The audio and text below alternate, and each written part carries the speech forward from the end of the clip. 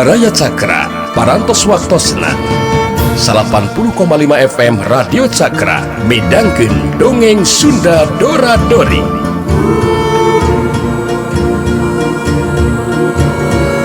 Simkuring sapara kanca ngahaturkeun wilujeng ngadangukeun.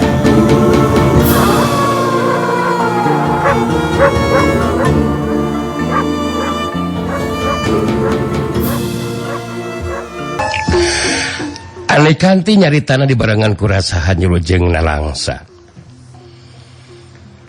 Tetela impian teh kalakah nyalahan papaling pangjeng kanyataan. Sedengkeun keur macicih mah pugu asa meunang angin ningali ane kanti geus kaentepan kurasa bingbang. Macicih terus nyarita deui. Mak mah janten emot kana kasauran sapo. Mangka hade sing rancage hate ulah kaliru bisi katipu. Poma ulah reka buru ku asih. Sing asak-asak ngejo bisi tutung tambagana. Sing asak-asak nenyo bisi kadohung jagana. Tah Nyi Anis anu kaburu ku asih teh janten weh kitu apaan balukarna. Nomawi emak apan kantosnya ngem kasalira Nyimas. Teu acan mendakan anu sapertos den gempar mah. Sang emak oge bet asa tebih pisan atuh ajen kapribadianna upami dibandingkeun sareng si Jari Sakti mah Nyimas. Tiasa janten ari dina rupi sareng tahapan ajen pangarti mah si Jari Sakti teh langkung punyo.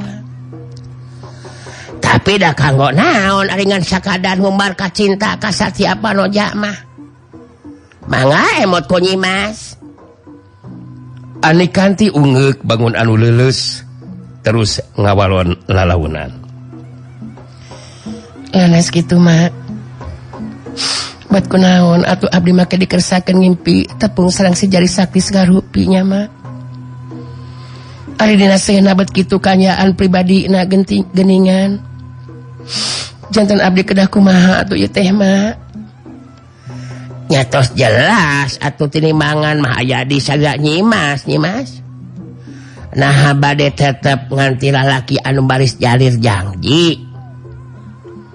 Tiasa bae naon dicarioskeun ku saira Nyimas teh ngan sakadare kacarita. Mohon da teu bodo atuh si Jari Sakti oge.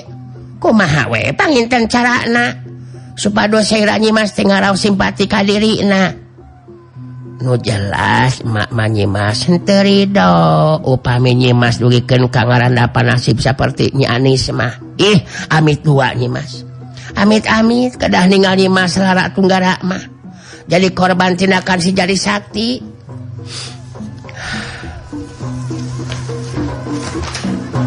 Laras mak. Doakeun we atuh abdi cing salamat mak. Maciji jeung gempar silih teuteup. Dua teutepan anu ngandung harti. Kituna teh bari dina jero hate masing-masing saeuri. Sabab keur maranehna duaan mah geus nyarahun naon nu dipake kahanjuran ku Kisancang dina waktu harita. Gempar netep kasih Kisancang terus carita deui. Nah hanya kakumaha kitu maksud Kisancang teh ki. Macici oge milu mairan deui caritaan. Sumohon hanyelu teh hanyelu kumaha pangarsa. Bet jantin panasaran emak ieu teh. Cobi jelaskeun naon anu janten kahanyakal saira pangarsa teh. Kisancang katingali pamuluna tambah alum. Ngabagikeun paneuteup ka Gempar jeung ka Macici talila terus carita. Nyata bet anggang tina sawangan. Dina sajeroning rek nyusul si Jari Sakti. Harita waktu kula ngambah ka dua lembur anu kaliwatan panggih jeung warga di talemur. Nu wanojana geus jadi korban tindak lakuna si Jari Sakti. Eta dua wanoja anu di masing-masing lembur teh geus pada kakandungan ku si Jari Sakti. pada jadi korban si Jari Sakti anu ngumbar asmara ka Satya Panoja geus kasungsi diri nama diseuseub sare maduna si Wanoja teh ditinggalkeun. Kula bener-bener ngarasa hanyakal bet asa sumpeg hate ieu teh ye. Akhirna terus mulang we ka lembur bet geus teu hayang make kudu panggih jeung si Jari Sakti. Gempar jeung Macicih silih teuteub deui sedengkeun Ki Jarong mah seri leutik. Gempar jeung Macicih mun kongang mah hayang surak anu tarik karancang manehna tetela geus keuna kana sasaran. Macicih anu harita nyarita deui. Baruk kutan kitu eta si Jari Sakti teh pangarsa be teu hanteu nya. Namun anu masih kene teh acan kahartos teh sumohon bade aya naon eta si Jari Sakti bangna dipibilarian ku saira pangarsa teh. Dugikeun ka pangarsa angkat ngantunkeun lemur. Ki Sancang harita geus teu ngarasiahkeun di kaayaan anu sabenerna. Pangna lunta neangan si Jari Sakti. Harita ku Ki Sancang terus dijelaskeun saperti anu kungsi dijelaskeun ku Anikanti ka Macicih, anu saterusna ku Macicih dicaritakeun deui ka Gempar jeung ka Ki Jarong. Gempar jeung Macicih katut Ki Jarong mah tangtu we pura-pura siga anu can nyaho. Harita ngabandungan kalawan Daria kana guaran caritaan ti Ki Sancang. Geus cukup mereka teranganana Ki Sancang mungkas caritanana. Tah kitu anu jadi sabab marga lantaran pangna kula lunta neangan si Jari Sakti teh. Tapi geus jelas kitu petana mah tarajakna. Kula geus teu hayang panggih deui jeung eta jalma. Anikanti anak kula sakumaha hayang panggihna oge jeung si Jari Sakti kudu di kula moal morek diidinan. Kudu naon make miharep jeung mika cinta ka jajaka anu kitu patut tindak lakuna. Rasa paruksa kahirupan para wanoja. Macicih jadi asa aya jalan pikeun leuwih namahan kahamek jeung kacecebeuna Ki Sancang ka si Jari Sakti. Harita Macicih terus carita deui ditujukeun ka Ki Sancang. Hapunten pangarsa, hapunten ieu mah. Awon kapi injuk ieu teh pangarsa. Nyi Mas Anikanti sareng si Jari Sakti teh tos patepang. Mage salasna mah kirang panuju ku sikap sareng panampian Nyi Mas Anikanti ka si Jari Sakti pangarsa. Ki Sancang kerung kageteun sigana mah terus carita ka Macicih. Nah panggih di mana jeung si Jari Sakti? Coba jelaskeun ka kula. Teu kudu aya nu disumput-sumput mengpeung anak kula keur teu milu ngariung. Giliran Macicih anu ngajelaskeun ngeunaan tepungna Anikanti jeung si Jari Sakti. Malah ku Anikanti lain bae sina mondok tapi diajakan jalan-jalan sagarupa ka Curug Pamulih. Anu saterusna duanana pada negrakeun rasa kacintana. Saterusna ku Macicih oge dicaritakeun ngeunaan kadatangan Mang Abbas jeung Biin anu keur neangan si Jari Sakti lantaran Nyi Anis anu jadi anakna ngandeg kakandungan. Sarua geus jadi korban tindak lakuna si Jari Sakti anu teu tanggung jawab. Dina sajeroning ngabandungan caritaan ti Macicih katingali pasemon Ki Sancang beuki tambah beureum semu. Beureum lantarahan kaamek. Macicih akhirna mah mungkas guaran caritanana. Janten kitu pangarsa. Naon rupi anu patali sareng si Jari Sakti teh. Tah ari ngeunaan sikap sareng pamadegan Nyi Mas Anikanti mah teh henteu terang pangarsa. Samohon da aya paripaos sumur jero tiasa diteleman hate masa naos deet sesah dikobet anu jelas ayeuna matos kabuka kauninga ketuang putra oge ngeunaan pribadina eta si Jari Sakti teh pangarsa. Untung macicih nu ngabaturan anak kula di dieu bisa katalingakeun sarengkak saparipolahna. Eta make jeung sinamolog sagarupa. Tapi ku macicih penting harita eta si Jari Sakti henteu wani kurang ajar kana kula. Ari pangaresa mak mah wangi harita teh henteu ngaraja pisan pangaresa. Samohon da mah oge malang bilih ayana naon. Duka kumaha asa kirang simpati we mah makasih Jari Sakti teh pangarsa. Teu acan lami tepang menitos kumawani cupang capang. Samohon kana panangan Nyimas Ani Kanti. Sina direncangan ngobrol we ku Mang Kento. Atuh dina waktosna kula ge direncangan ku Mang Kento. Kitu tah pangarsa. Syukur atuh ari kitu mah Cici. Pun tanyeden gempar ya. Obrolan teh janten teras kaselangku masalah pribadi ieu teh. Kaetang ujian oge ieu teh keur pun anak kitu deui keur diri kula. Sakumahanya anak anu jadi anak ulah duikeun ka salah kaprah. Anu temana bilih melengkung bekas nyalahan. Mung saena teh kabujeng kabuka saha sabenerna si Jari Sakti. Gempar ungut-ungutan tanda ngahaminan kana caritaan Kisancang. Bener leres subuhun memang leres kitu Kisancang. Tiaina kapayun mah kedah sing atos-atos we. Nyimas Ani Kanti ulah duikeun ka salah pilih. Margi nu namina ngalaki rabi teh sanesa heureuyeun. Namung esto kanggo salamina.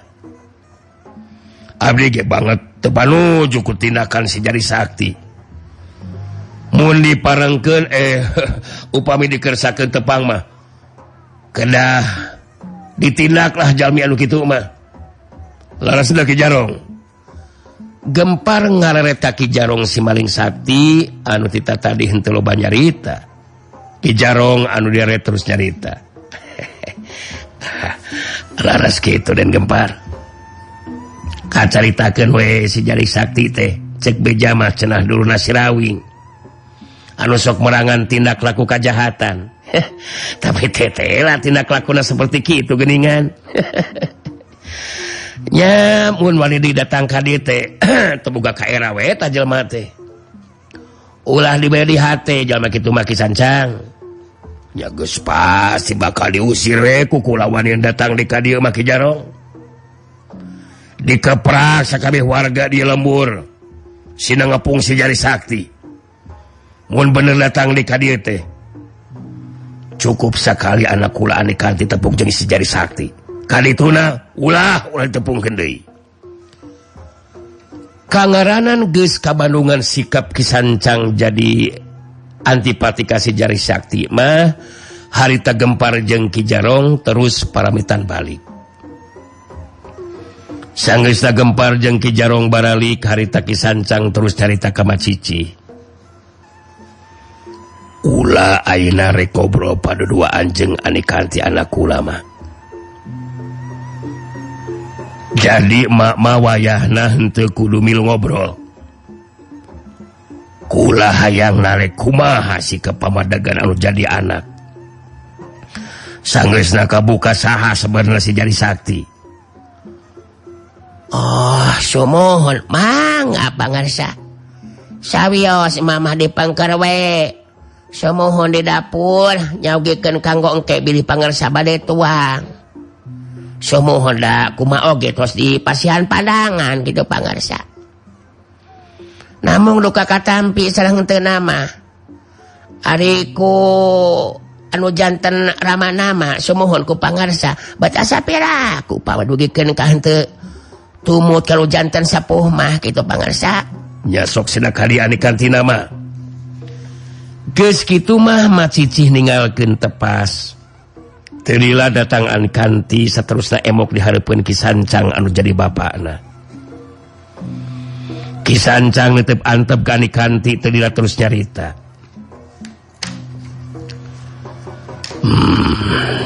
Kieu yeuh Ani. Ama geus moal ngawincik deui ti mimiti. Sabab hidup oge pasti tadi ngadenge karena obrolan anu lumangsung di dieu. Jadi ama henteu miharep mun anu jadi anak kudu ngarandapan seperti halna anu tumiba ka sababara urang wanoja anu geus jadi korban talajakna si Jari Sakti. Jadi ayeuna ama rek nanya ka hidup. Coba kumaha ayeuna sikap jeung pamadegan hidup sanggeus nanyaho kayan si Jari Sakti anu saperti kitu kayan pribadina. Ani Kanti malas tetepan anu jadi bapak. Dina sikapna anu tenang Ani Kanti terus ngawalon. anu disaurkeun ku ama ku abdi kahartos ama.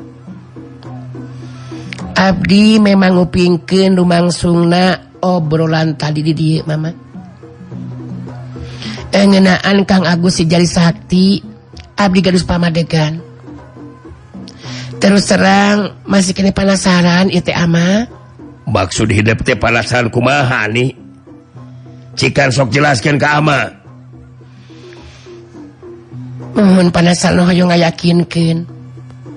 Leres serang henteu si Jari Sakti teh kitu tindak lakuna mama. Kanggo ngayakinkeunana teh aya deui kajabi ti abdi kedah tepangsang si Jari Sakti ama. Ki Sancang kerung bari terus nyarita deui. Jadi ani teh hayang panggih deui jeung si Jari Sakti. Maksudna rek nanyakeun bener jeung henteuna manehna boga kalakuan anu nirca kitu. Kitu meureunnya maksud ani teh. Dengar ti ama mah. Kunaon hideuk boga pamikiran saperti kitu ani? Atuh da di mana-mana oge mah aya bangsat anu kaku atuh ani. Eueuh ti ditu aya bangsat anu jujur. Jadi samemeh nanyakeun ge jawabanna teh geus aya di urang. Pasti si Jari Sakti bakal ngabantah ceuk ama oge. Di mana ya bangsat anu ngaku ani? Ki Sancang jadi ramake tanaga dina cumaritana. Bangun anu henteu panuju kana pamikiran anu jadi anakna. Ani Kanti nyobaan tetap tenang. Hatina memang kudu teger. Kituna teh memang dina hati leutikna bet asa henteu yakin mun jajaka anu dipikat cintana boga tindak laku anu teu payus. Anu disaurkeun ku ama memang leres ama. Nanging ku kakuatan cinta mah tiasa bae jalmi teras janten jujur. Ngangkeun kana kasalahanana dumasar kana kasadaran. Margi kajurung ku rasa cinta sareng nyaa. Margi terus terang abdi dina hati leutik mah bet asa henteu yakin ama. Upami Kang Jari Sakti dugikeun kami lampah tindakan nu seperti sekitu ama. Cinta. Tah ieu nu disebut cinta buta teh ani. Cinta anu geus nutupan mata. Nepikeun ka poek teu beda ti anu teu ningali. Maka jeung masih kene can yakin kana kayan si Jari Sakti. Anu sok padahal geus aya bukti ani. Ceuk ama mah naon hesena mun geus pupus tina ingetan nu ngaran si Jari Sakti teh. Perhatikeun Maden Gempar. Jajaka anu masagi ku pangarti sarta jadi pupuhu Banjarwulung. ngeunaan pribadi sanajan amat canila panggih geus jelas gempar kabilang jalma anu bisa dipercaya nih. Ku emutan abdi mah ama teu kedah waka nyabit kenaan kang gempar ama.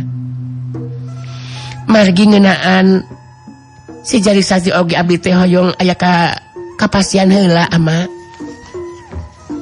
Anu mana eta kapastian teh aya deui cara kajabi teh kedah tepang sareng jenisna ama. Upami tos jelas si jari sakti ngangkeun kana tindak lakuna abdi neme gaduh kayakinan ama.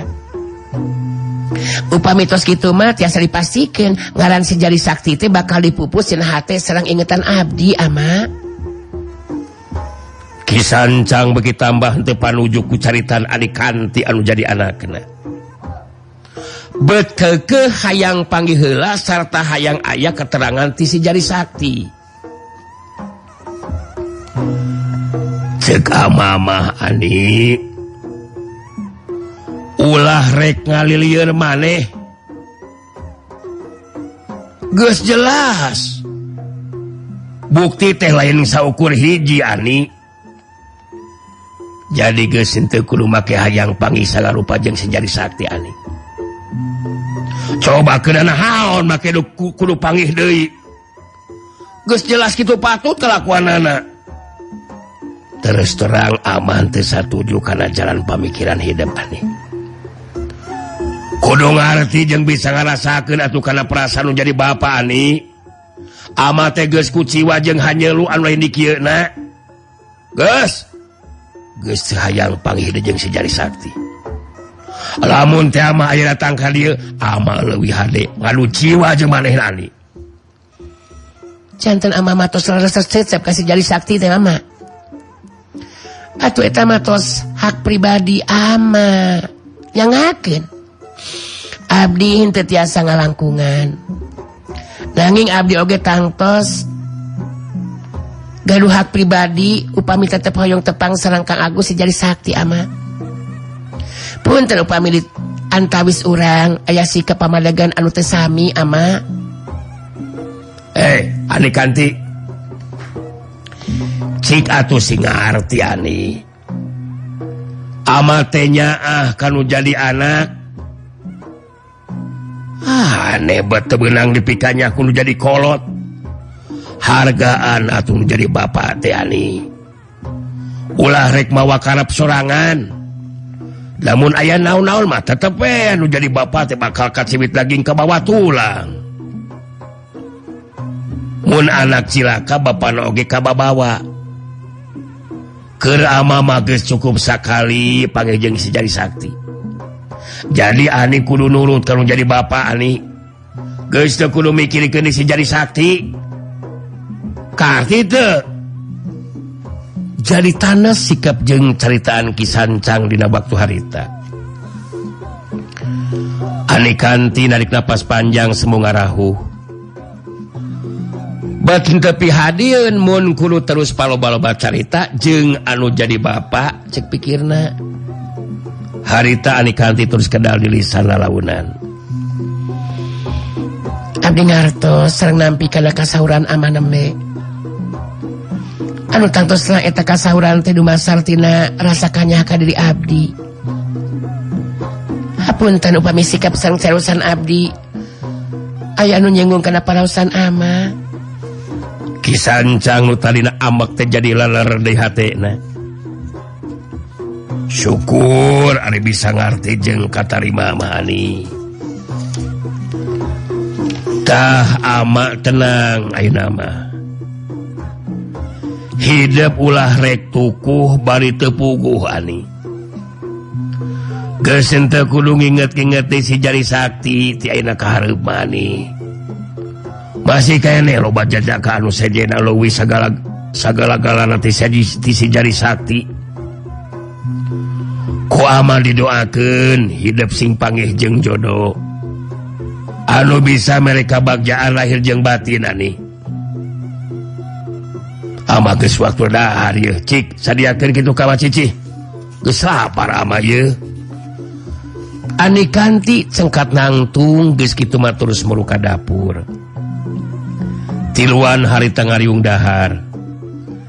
Dina sajarune ngahuap ani kanti hati mah tetep galecok sorangan. Nu sejen kitu di anu jadi bapak pada ngarasa yakin sigana teh. Si Jari Sakti jajaka anu purah ngumbar ka cinta ka Satya Panoja. Malah geus loba anu jadi korbana. Tapi duka teuing naon ieu hate masih kene teu yakin. Mun si Jari Sakti laku anu nirca seperti kitu. Nu matak penasaran mun can tepungeula jeung si Jari Sakti. Bari menang keterangan anu sabenerna.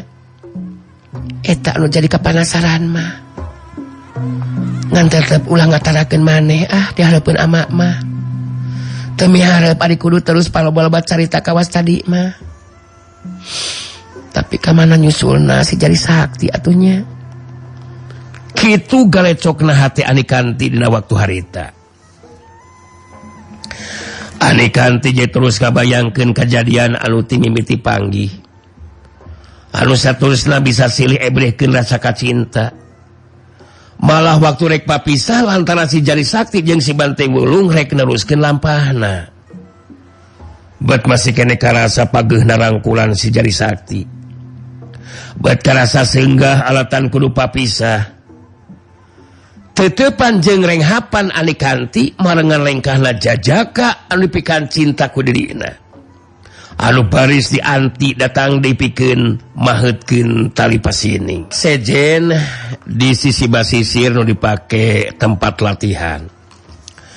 Harita kibuyut ireng jeung si Keling Katut Sugali keur ngajaranteng bari ngawaskeun kalebas salah sahiji batu karang anu gede saukuran jeung tangtungan jalma dewasa. Kibuyut ireng ngaret ka si Keling bari terus nyarita. Perhatikan kui lain Keling. Batu karang gede anu nonjol satangtung ukuran jalma Keling. Kadeleh henteu kui lain ha? Nya, heueuh kadeleh atuh bah. Mata aing teh henteu bolor. Terus maksud maneh eta batu karang teh kudu dikumahakeun ku aing bah. Awas ulah nitah dihakan sia. Nyagi aing bocah sakti tara ngahakanan batu karang sia sabah. Mangkelanan montong wakannya nyahoanan Keling. Dewek lain ditangahakan eta batu karang oi. Tapi ayeuna ku dewek bakal diuji nepikeun ka mana kakuatan tenaga lapisan nu bisa digunakeun ku ilaing. Ilmu guntur salaksa moal aya hartina. Lamun teu dibarengan ku kakuatan tenaga lapisan Keling.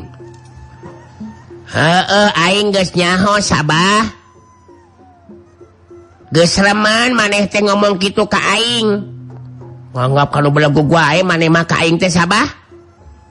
Terus maksud maneh eta batu karang nu satangtung jalma teh ditonyok ku aing sin amuradul pabulisak kitu. Heueuh bener kitu Keling. Hebat ilaing bisa nyaho kana jalan pikiran dewek. Tetela encer oge otak ilaing teh Keling euy. Jadi anggap eta batu karang teh musuh anu kudu diserang euy. Tapi ilaingan diberi kesempatan sakali leungeul Keling. Hartina teu meunang dua kalian. Nu mata gunakeun kakuatan telak pisan sapinuhna Keling. Ngeus we atuh ngomong kana batu karang bah. Urang cobaan we ayeuna ditengeulkeun ka si Gali nya. Nya daek maneh ditonyok ku aing Gali. Da moalna naon atuh paling ge jengker ditonyok ku aing mah. Cana naon geus murungkut maneh mah Gali ah. Manggali mah betah keneh hirup atuh jang Keling ah. Ai teun teh. Mangkaning can ngalaman kawin. Alah jeung maknya rek tega atuh mang anu jadikeun sasaran jang Keling. Ah, baku jang Keling mah ari geus ngeureuyaan ke Manggali teh. Tong kitu ah. Lain kuna naon Manggali teh can pernah ngalaman blaem. Aing mah nawaran we bisi hayang ngarasaan tenggelan aing gali blaung aing mah teu ngarti. Sakali-kali atuh maneh teh ngajaran jengker gali lain ukur ngagedekeun nyatu wae sia mah. Sok jadi ieu teh ayeuna ku aing kudu di amuradulkeun eta batu karang teh bah.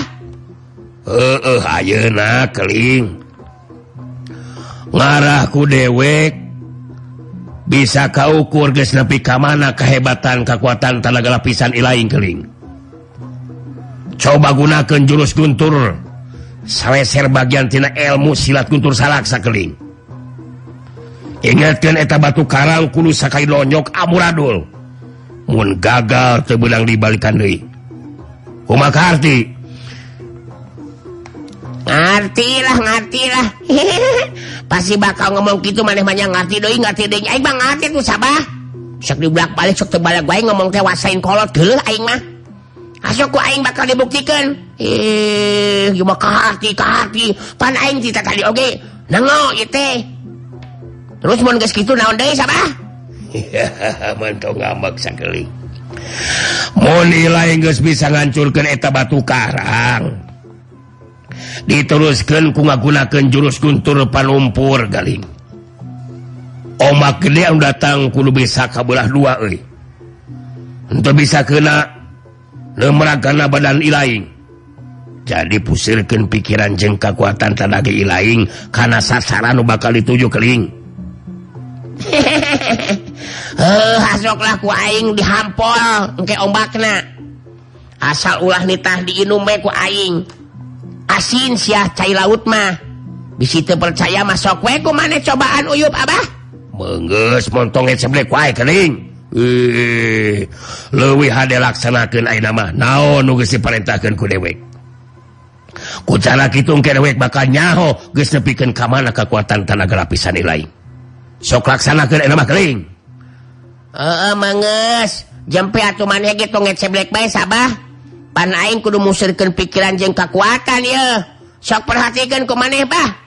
Ayeuna ku aing bakal digunakeun jurus guntur sapeser. Lain sapeser, saleser blagog. Guntur saleser montong diheurikeun sia. Montong muncereng sia sabah bisa dibanting ku aing teu sieun sia. Meunggeus kaiteng ku aing lah bakal sina amuradul paburisa ta batu karang teh. Satangtung maneh teh gali ku aing dihancurkeun ta batu teh deuleuh bisa teu percaya mah. Si keling mancuhkeun kuda-kudana. Neuteub seukeut ka abah batu karang gede teh anu satangtung jalma. Si keling ngawangun pasangan dina jurus guntur saleser. Sapasang leungeunna semu anu ngakleter. Tenyokeun ku maneh bah. Corelat cilung. Ciri sekeling corelat cepetna keran. Saterusna sekeling harita nonjok batu karang anu gede satangtung jalma teh. Sawuk das kadenge waktosna seep. Waktosna baraya cakra. Geningan waktosna parantos teu nya kapan deui. Cak kanggo dinten ieu dongeng Sunda urang cekapkeun heula mung duy ka dieu, enjing urang teraskeun deui nya. Gitu atuh sementara sim kuring dora-dori amit mundur amit mungkur hatur nuhun tina sageluruh perhatosanana. Mios.